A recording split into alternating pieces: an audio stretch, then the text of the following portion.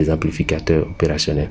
Quand on parle des amplificateurs opérationnels, d'accord, j'ai dessiné le schéma, mais il y a des amplificateurs, d'accord, qui sont représentés par un symbole triangulaire avec symbole. Parce que quand on parle d'amplificateur, on a monté dans nos vidéos, et souvent il y a des amplificateurs qui sont représentés par symbole, 2 entrées et 2 connexions d'alimentation et une sortie. Vous avez symbole, 2 entrées, 2 connexions d'alimentation et une sortie.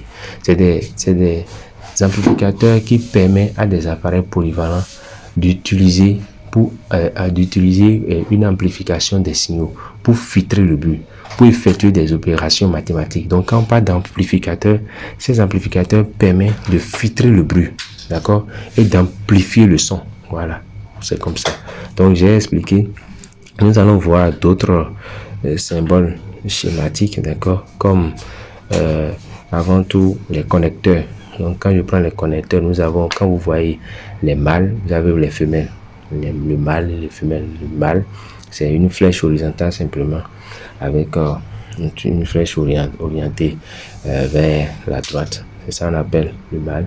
Femelle, c'est une flèche, mais dans ce cas, une flèche ouverte.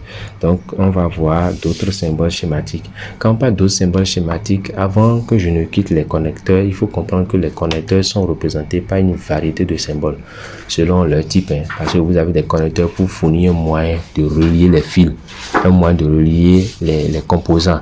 C'est des câbles, c'est des cartes de circuit imprimées. Vous voyez, non? Voilà, donc quand on parle de ces connecteurs-là, c'est essentiellement pour la construction ou la maintenance des appareils électroniques. Voilà, donc nous avons d'autres symboles schématiques, d'accord. Ces symboles schématiques, je vais vous montrer ça à l'écran pour que vous puissiez mieux comprendre.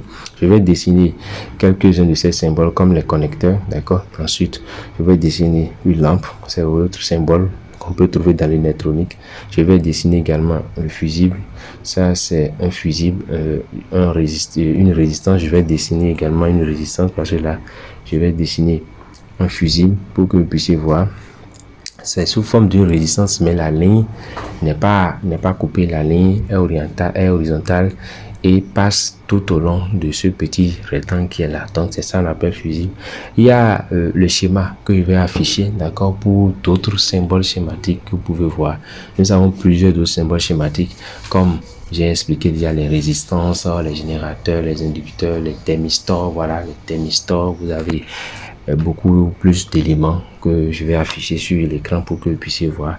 Nous avons beaucoup d'autres symboles schématiques. Parce que quand on parle d'une carte électronique, il y a beaucoup de symboles schématiques. Et par rapport à ces symboles schématiques, nous avons d'autres désignations, d'autres valeurs. Donc quand on parle des désignations schématiques, nous verrons également les autres valeurs.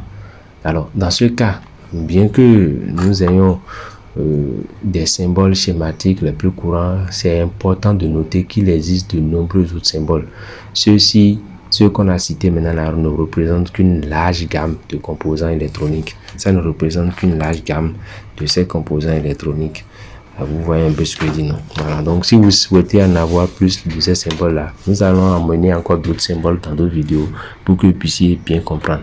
Mais surtout, n'oubliez pas qu'apprendre à lire les schémas est un voyage. Et un voyage, et ne vous découragez pas.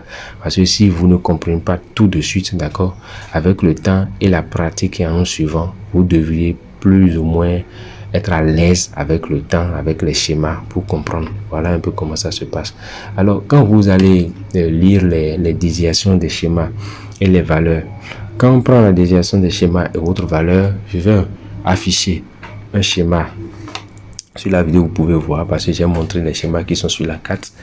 Et là, c'est un type de schéma. Avant d'afficher le schéma, je vais essayer de caricaturer un petit schéma pour vous, pour que vous puissiez voir où nous avons une résistance et ensuite nous aurons peut-être un interrupteur qui est là, un commutateur, et on descend un peu pour voir encore une résistance ici. Je vais faire une résistance ici, je descends avec une flèche pour trouver la masse et je vais essayer de caricaturer, c'est-à-dire je suis en train de donner un exemple pour vous montrer, d'accord, sur un schéma, un exemple de schéma, d'accord, pour que vous puissiez voir un peu comment se trouve, comment on peut faire les désignations de schéma et tout. Donc quand on parle de désignation, chaque composant d'un schéma est généralement étiqueté avec un indicateur. Donc quand vous prenez les désignateurs, c'est généralement une lettre suivie d'un chiffre. Donc quand on parle de désignateur, c'est une lettre suivie d'un chiffre.